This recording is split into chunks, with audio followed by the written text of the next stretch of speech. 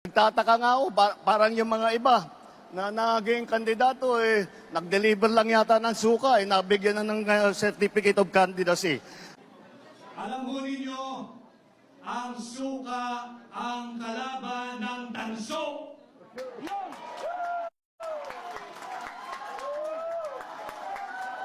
Ang suka ang kalaban ng pekeng ginto.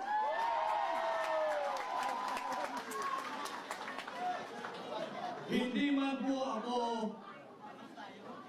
gumagawa ng suka, subalit kung ako ho ay bata, maraming beses din naman akong nautusang bumili ng suka ng aking ina. At walang kong nakakahiya doon. Sapagkat bagamat ako ho ay nakabili ng suka ng maraming ulit at nautusang bumili ng suka ng maraming ulit, may diploma ho ako at nakapagtapos ako ng kolehiyo. Meron akong diploma at nakapagtapos ako ng abogasya.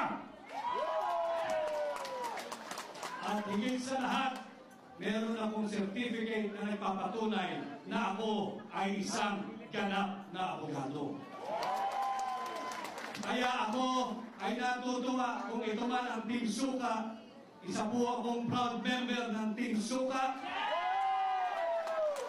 At ating pong lalabanan ang Team Sinusuka!